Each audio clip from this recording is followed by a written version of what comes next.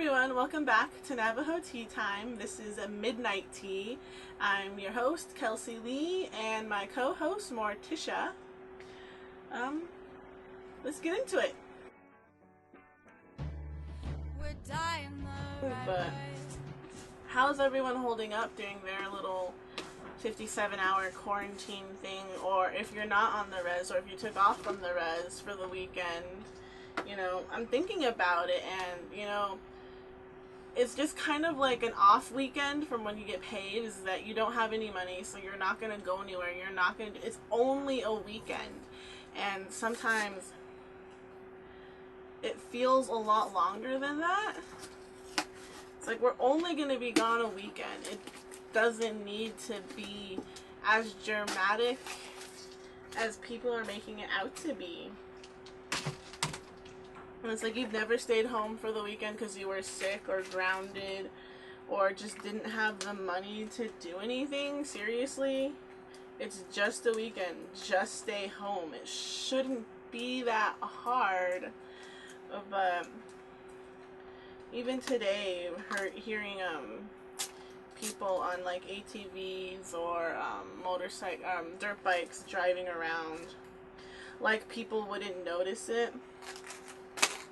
We went outside, but the rules say to just stay on your property line, so we didn't leave our property line. They're saying people can leave if you have like a grazing permit and you need to go feed your animals, because obviously they don't understand the concept of, no, you can't go anywhere for 75 hours because some elected official said you can't. And all they're thinking about is, I need my food and I need it now. I've been doing like a nightly vlog since the shelter in place got really intense. I think a week after it really started taking place. So if you guys want me to edit those vlogs together and create something, I've just been doing it to talk to a camera and still stay focused on being able to talk to cameras and stuff. So that's kind of how I'm talking to you guys now, is how I would usually talk on my vlog, is just recapping what happened during the day. But if you guys want to talk about issues, I haven't posted the first video yet as I'm recording this one, but you know, comment issues or things you're struggling with during the shelter in place and whatnot.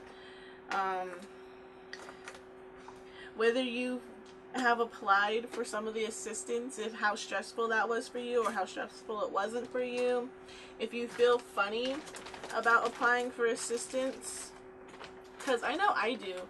Like, we're not getting paid right now because we can't go out and do work, and so we do need assistance. We qualify under people who probably are allowed to have assistance, you know, because like they have food boxes. The Hanks trading post has been really helpful in collecting a lot of food boxes together, and in the back of my mind I was like, oh, I should apply for that, or I should get a box. I'm like, well, do I really need a box? Because we can still buy food for ourselves, kind of. You know, we live with my mom, so right now she's been paying all the food bills and all the electricity bills and all the utility bills. But I guess at some point it stopped being fair for her covering everything, and maybe we should just go get a food box. But it always feels weird because right now we're struggling, but I feel like we're not struggling as much as other people are. So I don't know if you guys have the same feeling of like, I don't deserve to get help or assistance because I don't feel like I'm struggling as bad as everyone else. So that's a topic we can talk about and discuss. I know for my business, we've filled out a couple of relief aid things because, you know, that's what happens when you can't function as a business and do your income properly, because you're not allowed to work, because you're not allowed to go anywhere and talk to people and, you know, do your work.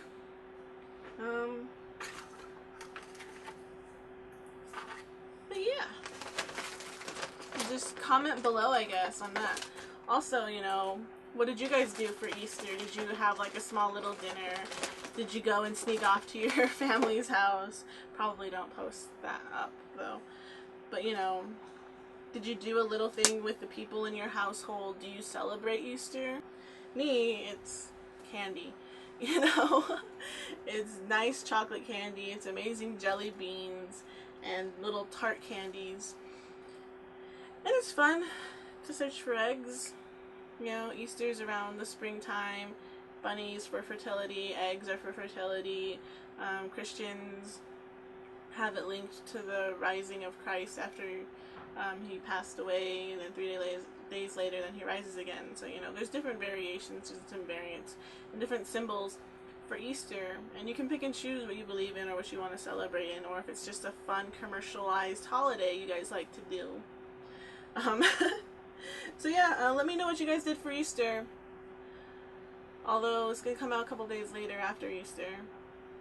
Still fun to hear from you guys and, you know, your experiences during the curfew and how everything's going. I really wanted to keep filming these outside at night, you know, but the wind, like, everything was going fine. It was a nice, beautiful day, and then just like somebody turned on a switch and wind happened. And I'm like, what the heck's that sound? Is somebody outside? No, it's the wind blowing through the trees very violently.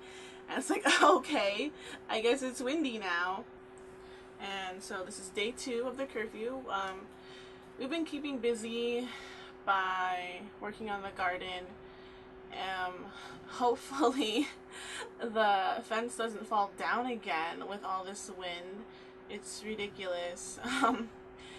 We've been trying to work on our garden fence on just the weekends and trying to get a lot of our busy day work and filling out relief applications and trying to figure out how to do different passive incomes on the internet, because we like Happy Accidents is mainly digital, you know, photography, video. I can do editing for people.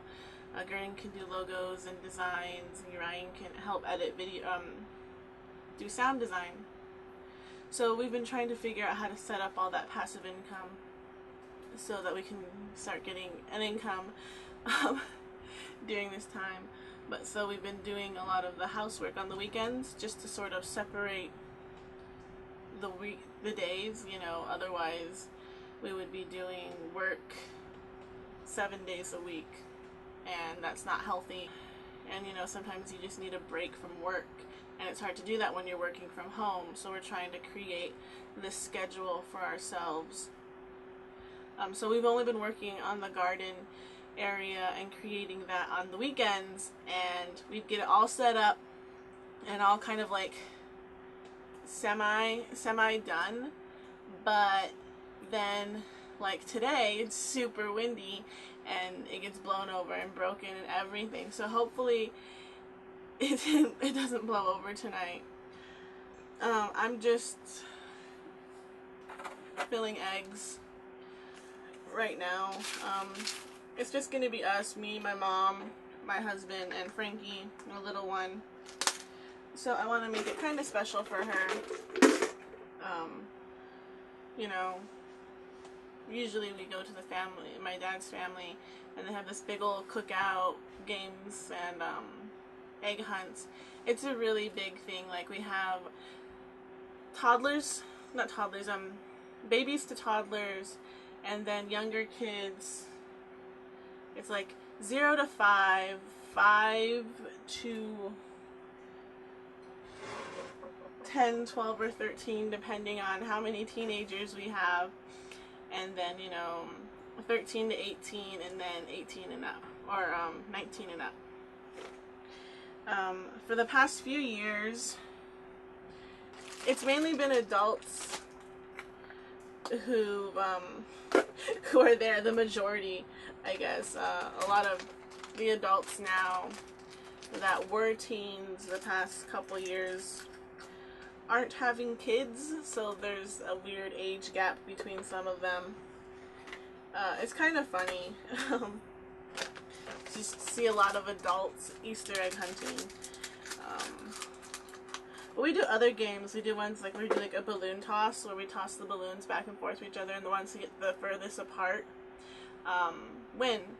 And you know, obviously you win if you get the most eggs in your category. I didn't buy any Easter egg grass because I always space it every time. So I just got my scrapbook paper, something that kind of Eastery and pastel-y, and just ripped it up and ribboned it up and put it in here. Because we have some actual eggs. She likes eating actual boiled eggs. That's what we're doing tomorrow. We're gonna have a whole little dinner with just us. I don't have a lot of eggs, obviously. These are just leftover eggs from last year. Whatever Frankie got last year, or whatever we got last year from our Easter egg hunt. You know, like, share, subscribe, comment below what you guys are doing for Easter, whether or not you have this imposter syndrome about applying for aid because you still feel like you don't qualify for it, or if you have, or whatever, you know, however you're going about. And also my co-host, Morticia. Hagonet!